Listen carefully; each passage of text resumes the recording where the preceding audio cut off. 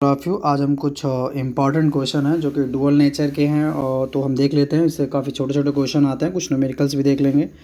तो पहला क्वेश्चन है कि व्हाट आर फोटान। फोटान क्या है, what are the matter wave क्या है, ये आ भी चुका है। तो देखो फोटान क्या होता है कि एक इलेक्ट्रोमैग्नेटिक वेव जो कि डिस्ट्रिक्ट पैकेट बंडल्स के रूप में चलती है। जब लाइट बंडल्स के रूप में चलती है उसे हम फोटान बोलते हैं, और फोटान का दूसरा नाम होता है क्वांटा। इसे क्वांटा के नाम से भी जाना जाता है, क्वांटा कहते हैं। और एवरी फोटान हैव एनर्जी, और वो होती इक्वल एच न्यू, जो कि यहाँ पे मेंशन नहीं है, आप भी मेंशन कर सकते हो कि one quanta of light radiation is called photon. जो एक क्वांटा होता है लाइट रेडिएशन का, वो कहलाता है फोटान। और every photon have a energy, जहाँ पे एच क्या है, प्लांक कांस्टेंट, न्यू क्या है, फ्रीक्वेंसी, ई क्या है, एनर्जी।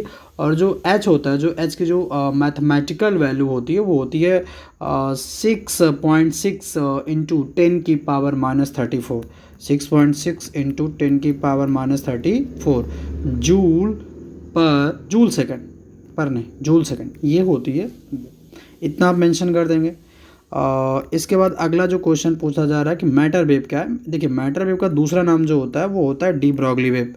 ये जो मैटर वेव है इसका दूसरा नाम क्या होता है, डी ब्रॉगली वेव।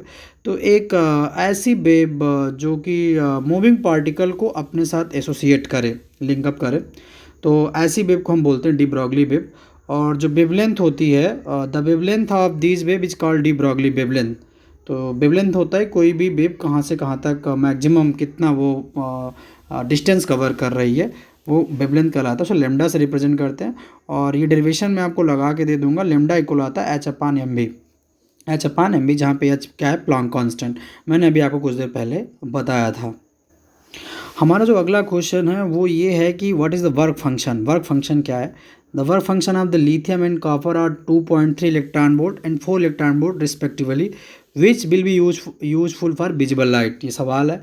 तो वर्क फंक्शन क्या होता है, किसी भी मेटल से, किसी भी मेटालिक सरफेस या मेटल से इलेक्ट्रॉन को इजेक्ट करने के लिए, इलेक्ट्रॉन को बाहर निकालने के लिए जितनी लीस्ट एनर्जी की रिक्वायरमेंट होती है उसे हम क्या बोलते हैं, वर्क फंक्शन। लीस्ट एनर्जी, ठीक है।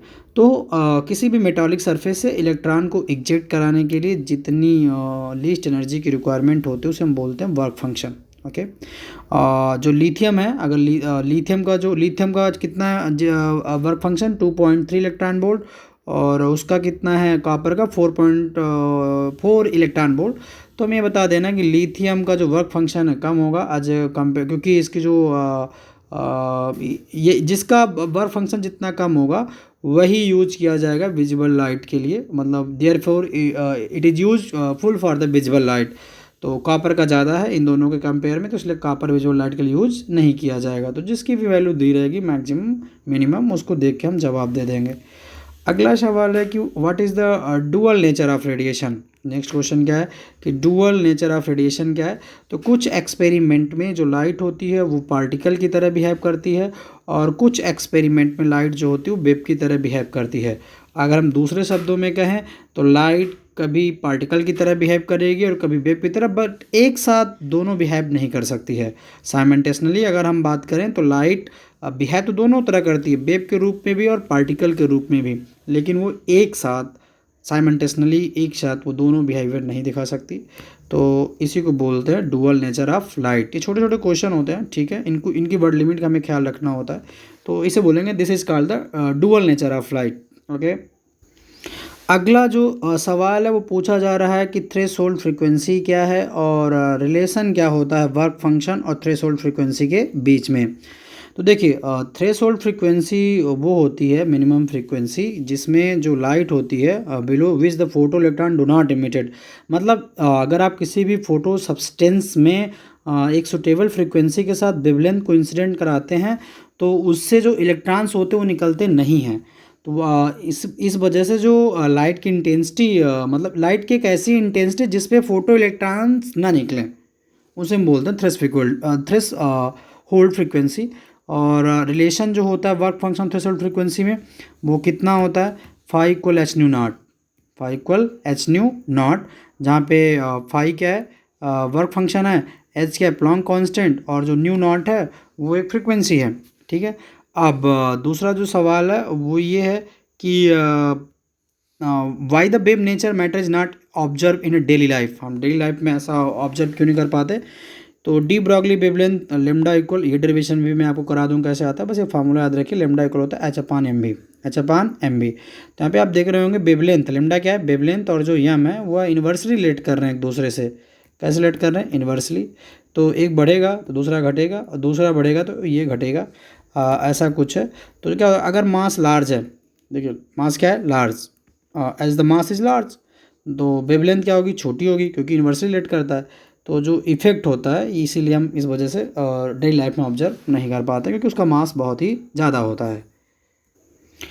अगला है कि थर्मोनिक इमिशन क्या है, तो हम आपको सारे इमिशन बता देंगे, लेकिन यहाँ पे अभी क्वेश्चन जो है वो है कि थर्मोनिक इमिशन क्या है, और फोटो इलेक्ट्रिक इमिशन क्या है, सेकेंडरी इमिशन क्या है, इलेक्ट्रिक। तो ये जो थर्मोनिक इमिशन क्या है, तो थर्मोनिक इमिशन क्या होता है कि जब किसी भी मेटल को हीट देते हैं, जब किसी भी मेटल क्या देते हैं, हीट देते हैं, तो उस मेटल से इलेक्ट्रॉन बाहर निकल जाते हैं, इलेक्ट्रॉन बाहर एग्जेक्ट हो जाते हैं। इसी को बोलते हैं thermionic emission, thermionic emission, basically thermionic emission बोलेंगे आप। और इससे जो इलेक्ट्रॉन्स बाहर निकल के आएंगे उन्हें हम बोलते हैं थर्मिनियंस, और थर्मो इलेक्ट्रॉन्स भी बोलते हैं, ठीक है, दोनों चीज़ें हैं। अगला इलेक्ट्रॉन बोल्ट क्या है, तो electron volt basically energy measure करता है। तो what do you mean by the electron volt, find its value in the joule. तो दो energy gain by electron, electron के द्वारा जो एनर्जी गेन की जाती है, ठीक है, when it is accelerated 1 volt, क्योंकि जब आप 1 वोल्ट पोटेंशियल से किसी भी इलेक्ट्रॉन को एक्सेलरेट कराएंगे तो वह जितनी एनर्जी गेन कर लेगा उसे इलेक्ट्रॉन वोल्ट बोलते हैं। और मान लो कि कोई भी चार्ज इलेक्ट्रॉन ही है तो, और इसे एक्सेलरेट कर रहे हैं भी वोल्ट से, तो यहाँ पे हम क्या करते हैं, यहाँ पे बोला है कि आप इसकी वैल्यू भी निकालिए। तो वैल्यू के लिए आप क्या करेंगे, आप मान लेंगे कि चार्ज कितना इलेक्ट्रॉन में ही है, भी है, तो देखिए भी इक्वल होता है डब्ल्यू अपान क्यू, ठीक है। तो वर्क डन इक्वल कितना हो जाएगा, डब्ल्यू इक्वल हो जाएगा क्यू भी, डब्ल्यू इक्वल क्यू भी। अब आप जो बोल्ट है वो मतलब 1 बोल्ट है, तो भी की वैल्यू कितनी, तो डब्ल्यू इक्वल हो जाएगा। और जो ई है मतलब कि ई भी कर लीजिए आप, क्यू भी जहाँ पे है, तो क्यू चार्ज कितना है, ई, तो आप इसको ऐसे लिख सकते हैं डब्ल्यू इक्वल ई भी। तो एक इलेक्ट्रॉन में कितने चार्ज होते हैं, 1.6 इंटू 10 की पावर माइनस 19, और बोल्ट कितना है 1, तो 1 लिख दीजिए, 1.6 इंटू 10 की पावर माइनस 19, तो 1 से इंटू करेंगे वही आएगा। तो आंसर कितना आएगा आपका 1.6 इंटू 10 की पावर माइनस 19 जूल, क्योंकि वर्क की SI यूनिट क्या होती है, जूल। तो आप इसको कुछ इस तरीके से लगा सकते हैं। मैं आपको यहाँ पे एक बार बता देता हूँ सिंपल वे पे। आप सीधे लिखेंगे वर्क डन इक्वल, क्या लिखेंगे, work done equal, work done equal, तो हो जाएगा ई भी। अभी मैंने बताया कैसे आता है, ये फार्मूला होता है भी इक्वल डब्ल्यू अपान क्यू, तो डब्ल्यू इक्वल क्या हो जाएगा, क्यू भी, तो क्यू को जब कर देंगे ई। अब एक इलेक्ट्रॉन में कितने चार्ज होते हैं, तो होते हैं 1.6 इंटू 10 की पावर माइनस 19 इंटू, और कितना आप बोल्ट पोटेंशियल ले रहे हैं आप, तो 1 बोल्ट ले रहे हैं, तो आप इंटू कर देंगे तो आपका आ जाएगा 1.6 इंटू 10 की पावर माइनस 19 जूल।